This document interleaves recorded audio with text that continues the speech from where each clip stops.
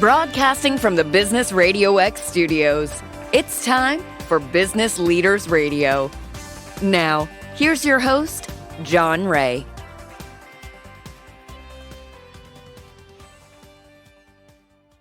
And hello again, everyone. Welcome to another edition of Business Leaders Radio. I'm John Ray, and folks, this is going to be a good one. Gurmeet Judge is with us. Gurmeet is the CEO of Encompass Solutions. Gurmeet, welcome. Thank you. Thanks for having me, John. Hey, thanks for being on. I'm delighted to have you. Let's set this the conversation up by introducing you and Encompass Solutions and how you're serving folks out there. Mm-hmm. So we provide IT services, John, and this business space where we provide is smaller companies where they don't have IT departments. Our approach is we can become their IT department. It's the exact same approach if they had 10, 15 guys sitting inside their company as an IT department. So it's the exact same service that we provide for smaller businesses. Large businesses where they have IT staff or they have IT departments, we kind of become extension of that IT department and fill a bunch of gaps. And sometimes it's resource, sometimes availability or skill set. Whatever the gap is, we fill the gap and we call it a co-manage. So we can become extension of their department, IT department, and fill all the gaps in to move the business forward on a daily basis. Talk about your journey, Gurmeet, and maybe let's talk about you personally for just a second and what led you down the path toward eventually becoming CEO of your own services firm. Yeah, my background, John, I was a software developer as a trade. I went to computer science and I was doing software development for many years. And then after working in private companies, then I moved on to government sector in my space. I work for the municipalities, I work for Ontario government, and spent some time in IBM. At the end of my corporate positions, I was at the level where technically I couldn't go up. I was doing project management. There's no technical positions higher up from there. So then I was looking for my next step, what I'm going to do. I enjoy technology. I enjoy software development. And then I decided I'm going to just start my own company. And I was in a position where I was buying from a software companies or IT companies. And whether it was a Microsoft or IBM, I was their buyer in a government sector. And what I was finding that what you sometimes promised in your proposal is not usually deliver exactly the same way, or it's always delivered less than what you were promised. And the same was IBM. So there was frustration that when I was putting RFQs out, I was not getting what I was looking for. So that was first my frustration. And then second part of that was simply, I didn't find a lot of people, they were very happy working for these big tech companies. And those two items that led for me to go on a journey where I said, how about if we build a company where people are happy to work and we deliver exactly what we promised to a client, if not more than that, what we promised. So those couple of things led me to go on a journey and trying to find a company, what I want to do. And I started 2010, I started my own IT company. Wow. That's quite a journey there. So talk about just making that shift from software developer to manager, builder, entrepreneur, right? And maybe talk about your journey at that point, and maybe you can offer some advice to those that are thinking about a similar leap themselves, right? Yeah. It's a different environment when you're building a software, and it's a different trade as well. There's so much to learn. Software development is, when I first started looking into company, I wanted to build software company, the company who builds the software. The problem with a software development company is that you cannot build service company based on a software development because you cannot template it. You cannot build for one company and take it to another company, get the same result and multiply and grow your revenue that way, right? So it's a very custom approach to building software, customized for each company. So it's not same templated approach. Where in a service business, you can template for one company and take that for multiple companies and get a result. So when I started looking into those two, I simply said, if I'm going to build a service company, I cannot build that with a software to start with. I need to build a service company first, and then I can add software as a part of it if I need to. So I went into journey on a service company, but as we are technical people as a trade, sales was not I never done any sales in a business before. There was no marketing background. From a technical standpoint, I went on a journey just for our self-development, whether you learn sales or you learn marketing, every single skill set. As a business owner, I made a commitment to myself that I'll do whatever it takes for me to build a company. So every time I was short on a skill set, I reminded myself, hey, this is the promise. I will do whatever it takes to build a company. So I'm going to pick up on the skill set. So whether it was public speaking or was a sales skill set or was it marketing, whatever skill set came in my way, I simply said, my commitment is to my family that I'm going to do whatever it takes. So I better pick up the skill set and move on with it. So I went on this self-development journey. I've been picking up skill set as not dairy. You never can be perfect on that. You learn on a daily basis. So I'm still learning sales, still learning marketing, but I'm picking up skill set as we go. And we've been building companies that way. What was your biggest surprise as you went along? It doesn't have to be a negative surprise, maybe a positive surprise. As you got into it, rolled up your sleeves, and several years in, what's your biggest eureka, euphoric kind of moment out of that journey? First awakening for software development, somebody who's done a software development for so many years. As a software developers, we are so used to programming in from computers. If you punch something 2 plus 2, the result's going to come right away.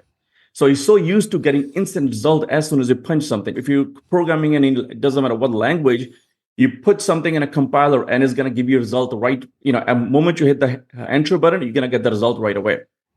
In a business, as you know, in a marketing, sometimes result you don't see for 6 months, you don't see for even for a year, and even in a sales the same way. So you gotta have a patience. So that kind of concept, it took me a long time to understand the concept. The result may not come right away, what you were looking for. So I was very impatient when I got into business. That I had a goals when I got in. I wanted a result right away. Whatever I did in marketing, I was looking for a result right away. So I was looking for instant result to achieve my goals.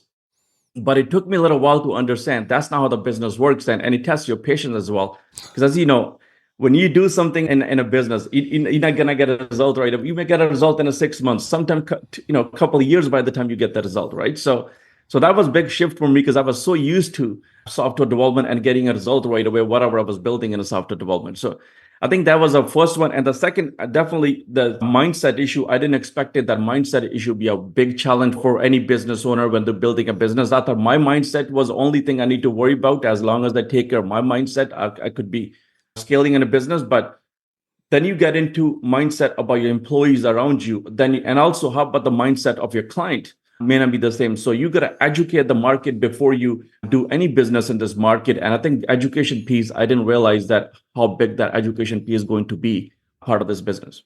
I want to follow up on that, but let's set that up. As we talk about your client base, talk about who are the types of clients. Let's describe those for our listeners. Who are those clients? What do they look like? Size, vertical, however you would describe them that you serve. So in terms of size, we look at it from a companies based on employee side, how many employees they have on a payroll for us to take care. So in terms of employee side, I would say very small percentage we have from 50 to 100 employees, but majority of our clients are above 100 employees, up to about 1,000 employees, a couple thousand employees. So they're all above 100 employees kind of companies. Okay. In terms of industry, as you mentioned, industry is not as much as important, John. What I learned in this business is what important is the mindset of the leadership, how they're running a business. Are they looking to IT to help them to achieve whatever goals they're trying to achieve or whatever they have on the goal, or they're looking at IT just as a expense item? So those two mindset is a big difference. So you could be running any company in any industry, as long as you get a right mindset. So what we do in a market that works for them. But if they're looking for simply the IT as expense item, that is just the bill they got to pay instead of electricity, they got to pay IT bill as well. When you treat IT as a utility bill, that's where you don't see the value out of IT. And I think those are the mindset that is very hard to work. It doesn't matter what industry, it just doesn't work with these leadership. So Gurmeet, how do you go in and diagnose that mindset, right? How do you determine whether a company is looking at IT as a sunk cost, something they tolerate, or something that is legitimate investment that the company needs to make to grow? Yeah. From experience, John, you can tell very early on with the business leadership or somebody who owns a business.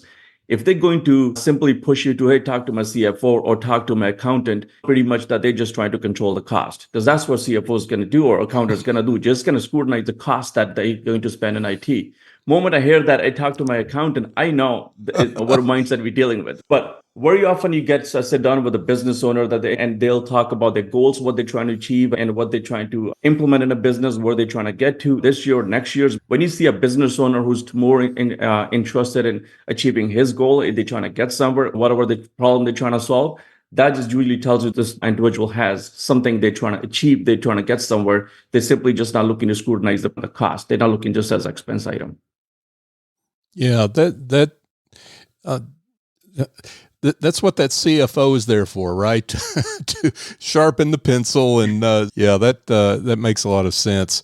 So, what's the general mindset that your clients have now about technology and all the things that are going on in terms of, obviously AI is at the top of a lot of people's minds, but as people expand, as technology changes in a lot of other different ways, what are your clients looking at that in terms of how they're going to change their business over the next several years, and of course, how you'll be there to help them? One of the items that if you look at 10 years ago or even more, there used to be technology strategy and then there used to be a business process. Or let's put it strategy, technology roadmap and a business roadmap. And then there was also a technology process and there was also a business process, right? What we learned for last 7, 8 years, I think where technology has come to that, there is no business process that does not interact with the technology this day and age.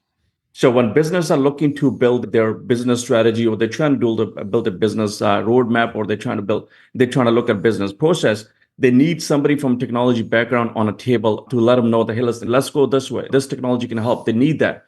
I think that's where business owners are. You see these companies who are looking technology as a platform to achieve their business goals. I think those are the companies that are doing very well in industry. What we just gone through for the last few years. So whether the business are looking, I got this manual process, how do I automate this process? Or they're looking, I got this paper process, how do I automate these processes? Or I have a compliance issues. How do I need to generate more revenue? And my client wants this compliance. If I'm not a compliance, I will lose a business, or I cannot get this new business that I'm trying to get because I need this certain compliance. So those are the companies who are looking for whether compliance or trying to solve a business process problem or trying to build a business roadmap or a strategy where they want to get to in the next few years. And they're using technology as a platform. Those are the company makes ideal client for us. And I think those are the company who will see the value from technology as well. And that's the right way of looking at it. And what are the characteristics of the companies that use you most effectively as an outsourced IT services provider? Like, for example, when they're thinking about expansion and when they bring you in, obviously bringing you in earlier in that process is better than later, but and that's just one example maybe that comes to mind of how your clients can most effectively use you. Yeah, what we pride ourselves, John, is that we are process companies. So what we do is we build technology process, IT process. What the process allow you to do is allow you to measure your technology impact on a business. Without measuring it, you don't know where you are at any given time, right? When client brings that, they will start with us. We're simply looking at to build that roadmap and build that at the dashboard where you are at this point when we started working together. Then showing them slowly over the time, hey, this is our security is about 80%. Now we are 85%. Now you're 87%. So month by month, you're showing that difference what you're making in the business ongoing basis. So once they see that, that's when you build a true partnership that you're showing them day in, day out that, we're making a difference in your business and you're seeing. So when you build that kind of partnership with a client, when they're looking to expand, you are the first person they're going to look at, right? So they're going to simply say, listen, what do we have to change doing in terms of technology? We are looking at the new expansion. What is going to cost us? How are we going to bring that back to where you were doing for technology? We saw a lot of that stuff, John, during COVID. Even for the last few years, a lot of business are going through M&A process, right? Either somebody selling it or somebody buying a businesses, or they're trying to consolidate companies. That is a big need in the market right now. When you consolidate two companies, both companies are going to have a totally different systems. How do you consolidate everything in a one system? When you're buying a company, same way, you gotta find out which company is doing better in the technology and consolidate those systems. So those transactions been happening for the last few years, and I think a lot of works our team's been doing just to helping companies out to consolidate those systems or centralize some of those systems. Yeah, and we were talking about mindset. Yeah. Though some of those processes, some of those, I guess, ways of thinking about how you use IT in your company, that's a big mindset shift, I should say, for a lot of companies, right? This is not something that they've been doing for years and years, right? Yeah, it starts from your team, John. For us to help clients to see different ways, your team's got to see a different way first. And that was early on challenge where you got to build a team that your teams, everybody in your team sees technology a different way. We're not simply just reacting to a bunch of technology issues. We are looking, we are driving, we are playing offense on it. We're trying to look at, hey, how could we make a difference in a business instead of just trying to fix something when something breaks. A little bit different mindset, and especially once you get your team on the same page, they start looking in the same way. Then you can go to client and start educating client as well. Hey, look at this way, because that is the biggest shift, and that's the challenge. Not only you have a challenge with the employees, but also your client's not going to look at that way. But what happens is when you start delivering a result for month after month, as I mentioned, that when you measure every little item in the business and you start showing that we were at 60%, now we are 70%. When you start showing those results, what we've seen is over the period of 5-6 months, you start seeing a shift in their mindset, because now they're not seeing any issues in the business. They're seeing that everything's smooth. We have our roadmaps built, the plans are built. We are working on our plans and we're delivering on our plans day in and day out. When you see that kind of progress in a business, they have no choice than look at it your way and start looking on the process side of things. So I think delivering the work is a big for clients. When they see that few months of work, they start changing their mindset. So speaking of mindsets and teams, you've grown consistently and pretty nicely over all these years since you started the company. Just talk about how you've maintained that growth and been able to bring the people in that you need at the time you need them. It's not a consistent, John. I lost so many times. I won so many times. It's a back and forth. It's going up and down. So many times we went back and we made a progress, right? So as in a business, there's no steady growth, right? So you go through challenges. And it's just learning over the years that at one point we lost about 80% of business. We built again, then we lost again, we built again. So many circles we've gone through that. And I think over the years, then you find out what are you doing wrong. And as long as you looking at your mistake and your rear window and to look at mistakes, so listen, this is what we made a mistake this time. So let's not make a mistake next time, right? So I think it's a lessons learned over the years that you go through in a business that builds that consistency. But so many times we lost bigger client or we lost so many. It's the process side of business, John, it takes long to build. It's not something you can build or I can deliver to client. Before I deliver process to client, I need to live and breathe the process in my business as well. And I think that's what a lot of IT companies are hesitant about. For somebody to build a process in their own business, that's the hard work. I got to build all the process in my business before I go out and deliver it. And that's where the hard work is. And I think the decision a lot of companies have to make that when they switch from typical IT company to process-based companies, they gotta be willing to lose a business at that point, because your staff's not gonna have the same mindset what you're looking to build. Your client's not gonna have the same mindset, and that's what decision we made early on in business. We were scaling very nicely in 2013, 2014, and we were at the point where we couldn't scale up. We simply said, listen, this is another business we want to build. We don't want to be built just a reactive company. We wanted to build a process company. So we simply took ourselves out of market for a couple of years and just built a process and a business. That took a while. You lose business, you lose employees as well. But you can't make a progress without losing. But over the years, we've been building that consistency. But I think once you build that process piece, as even in a sales, you want to build the systems, you want to train people. When you start building everything around the system and you can measure every little step in your process, that's when you make consistent progress. And it took us a long time to learn that. But as we start building everything, systemize everything, we can measure every little step in a sales and marketing process or IT process. I think that's when we start making a good progress. So we hear a lot of, I almost hesitate to use the word. We hear a lot about culture these days, and that is I don't know from how you feel about it, Gurmeet, but for me, that's a tired word in a lot of ways. But I get why it's so important to talk about the concept, but talk about how you view I guess the company mindset, maybe that's the way to put it, because since we're talking about mindset, the company mindset, because everyone's individual mindset kind of feeds into the company mindset, if you will. And talk about how you see that, how you judge it, and how you try to move it when it needs to be moved. Yeah, I'm still a student of this, John. I'm learning how to build that. I definitely interview a lot of people in this area as well. So I'm still learning. But what I learned over the past few years is, John, when you early on in a business, you have a small team, your company culture is your mindset as a business owner. However you want to run a business, that is your company mindset. And then you want to get the right information, you want to build your business plan, you got to build your goals, but whatever the mindset you have, that reflects company mindset. But over the years, you want to start, as you grow as a company, you start building a teams or you start adding more people. You want to get input from people. So it's not only your mindset, it's collectively everybody's mindset. And that should reflect the company culture. But where I'm at right now, and we're going through this process right now, end of the year, I'm very goal oriented. I know what I'm going to achieve next year. I know what I want to plan. And I know first quarter, I want to achieve this and a second quarter. So I'm very goal oriented that way. But if I can take my staff's goal as well, align that with my goal, that builds a culture. So I'm going through that process. I know simply saying, this is my goals, but let me take a look at your goals. What are you trying to achieve in life? Where do you want to get to, especially your key players? You want to take their goals and find a way, how could we align their goals with the company goals?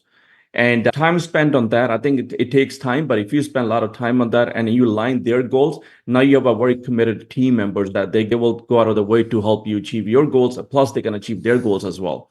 And I think that's what builds a culture when you start aligning everybody's goals in the same direction, and they end up being a company goals.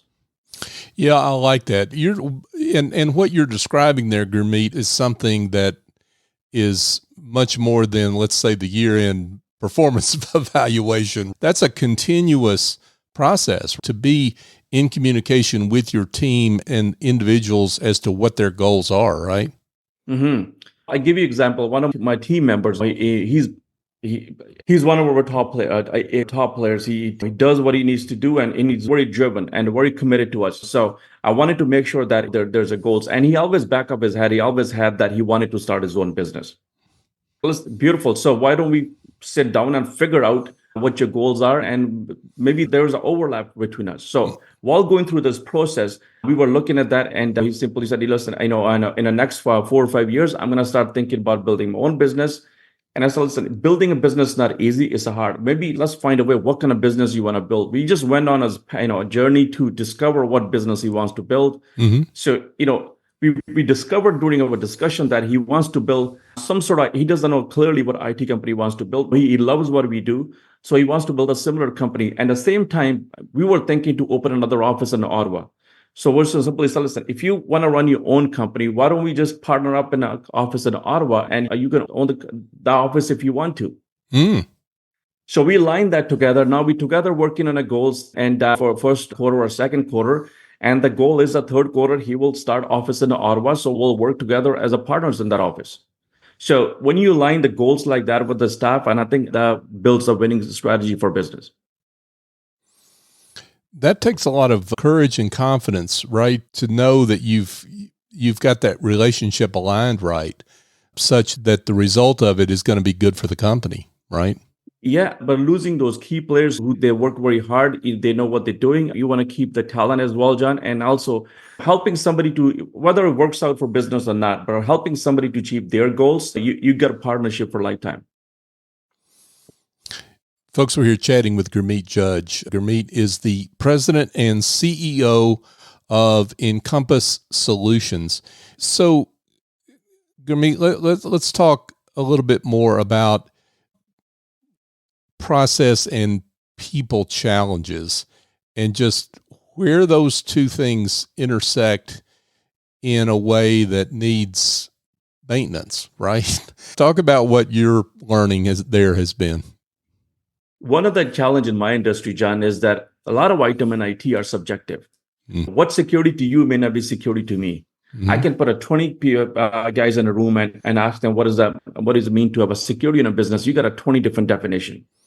So from business owner standpoint, how do you improve something when you can't even measure? You don't know what the security means. So same for performance, same for any discipline in IT. A lot of items in IT are subjective. And I think that's a challenge when business owners trying to make a decision.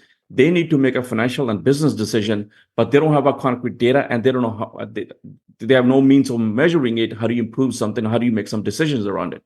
I think this is where process comes in. The operational process is very mature these days. I can pinpoint and measure every little discipline in your IT department, whether it's compliance or whether it's a security, whether it's a cybersecurity or hardware, software. If I can measure every little, let's say, I give you one example on a security. Let's say you and I, we do a business together, and we're simply say, listen, what does it mean to have a security in a business? You and I, we built a list, we built a template. Hey, listen, hypothetically, I said there's 100 items that makes up your security. Right. So we built a template. Hey, these are the 100 items, whether it's a user security, system security, network security, whatever security. Let's say these are the 100 items. Make sure these items are made up security of your business. And we send somebody in the morning, they went after one by one all those items. They test every single item. So test, pass, fail, every single item. End of the day, if they tested 100 items, 80 failed, 20 passed, we know security is about 80%. We can do that for every discipline in IT. And I think when you do that, you can measure it, then it's easy to make decisions around those items. And that level of discipline and that level of a structure usually missing in IT department. And that's what we bring to the IT departments for companies that we work with, that without a discipline, without having that structure in your business, if you can't measure it, how do you make some decisions around it? So when you bring that, especially IT people, we don't like to follow rules, including myself. IT people always look for shortcuts. Right. So we look for shortcuts because that's easy to do. So when you're looking for that, you're not going to be able to measure it. But when you put that discipline and a structure around the IT department, you're gonna be able to measure it. Sometimes I joke around with the clients. Sometimes it's you see us as that if you go to gym, you can work out yourself, you can get a different result. But wait till you put a trainer on yourself, you'll get a totally different result. And that's where we come in. We bring that discipline and a structure and a measurements to IT department, that when you bring all those three things together, you get a different result. I love that analogy. I'm going to use that again. The difference between do it yourself and working out with a trainer is somebody with the stopwatch. Yeah. And your accountability partner there, right? That's really what you're talking about. And that can be powerful for your clients if you work with them in that way. Yeah. Somebody's measuring the result and they're showing you where you're at and they're guiding you. And more importantly, they're not going to let you make mistakes. So you're not going to hurt yourself by doing the wrong exercises. So they're not going to let you make a mistake. They're going to make sure that they're going to hold hands, make sure that you're making a progress, not going the wrong way. So we're here about 30 minutes into this interview, and I'm sure there are a lot of folks wondering why I haven't gotten deeper into a conversation with someone like you about AI. So let's scratch that itch for people that have that. Talk about how you see AI rolling out within the companies that you work with. Some of that may be in your portfolio, in terms of how you work with them. Some of it may not be, but talk about just in general how you see companies using AI and implementing it in their business. Yeah, there's a lot of people talking about, you're right about that. A lot of business owners even thinking about it. They want to have a conversation around the AI. But even before ChatGPT came out, or AI has been around, I think, for a while. And where you see that the real-time applications with the AI, a lot of software developer companies, whether it's your CRM company or whether it's your ERP companies, they're already building AI functions or features into their applications. And I think that's how companies are seeing a lot of benefits out of this. So any new upgrades that the software builders are building, whether it's, take a look at HubSpot, they build tons of AI automation into their tools. Take a look at any ERP system. All these software vendors are pushing a lot of AI tools and technologies into their software. And I think that's going to be the natural way these AI tools and technology is going to flow in the companies. Other than that, I don't think there's companies going to be able to make a big use of that just by native AI. Or if they want to write a content, they can just go to ChatGPT and they can use that form and for marketing or sales, whatever they want to use it. But I think it's going to come, the real application is going to come from the software vendors whoever they're using to build that AI into it. In Microsoft 365 or any Microsoft solutions, you can see that AI component, all those features that Microsoft provide, all those tools have that. I think that's going to be the natural way that the AI is applying to businesses through the software vendors or application providers. Yeah. And what's your level of involvement when you're working with companies around this? Obviously, you're working with all these applications, but are you on the front edge of making suggestions in terms of which direction they go, or what? Talk about your specific involvement as a company. Yeah, every company we touch, they're going to have some sort of software. Every company has a bunch of software. Definitely it's a decision to upgrade the software, or they want to take on a new version of it. If they're not happy, they want to replace that software with a different technologies. When it comes to evaluating that, guiding clients of what software to use, how to go about it and how to use AI features, all the training piece, that's where it comes down to us. And managing the software, advising clients on a software, we definitely need to learn that before we provide any kind of guidance to clients. Our teams, they're always looking into that. More importantly, the client, if there's a function that client can make a use of it and they can get some value out of it, you want to evaluate that, and so you can guide the clients in the right direction. But it's all coming through. Every client has a different software. Whatever software they're using, I think that's where you want to focus on. Yeah. Great words here from Gurmeet Judge, President, CEO of Encompass Solutions. So Gurmeet, what does the future look like for you here over the next 3, 4, 5 years? So what challenges do you see ahead? What opportunities do you see ahead that you look forward to taking advantage of? Yeah, for us, what we've been doing for last year, John, for going in the next 2 years, we're going to be doing the almost same. We simply looking to scale. What we've been doing, we adding some services over the time. Every quarter, we add one new service to our portfolio. But the challenges where we see is the talent challenges, especially in Ontario. We are tech hub, but I know even the new talent coming out of universities, you got to train them right away before you can get some meaningful work out of it. There's labor challenges in Canada as well. I think in the US is the same way. So those are the challenges. I think not only we are dealing with it, I think every business is dealing with that. I think those are the biggest challenges, finding the right talent. And definitely in terms of approaching business, we've been building this process for the last 8 and 9 years. We built everything we need to build. We're just looking the talent to scale up. And one office we talk about in Ottawa, we probably look for another office in West Coast and a BC in Canada. So those are the 2 offices we'll look for. I think that will be in the next couple of years that we're looking to grow.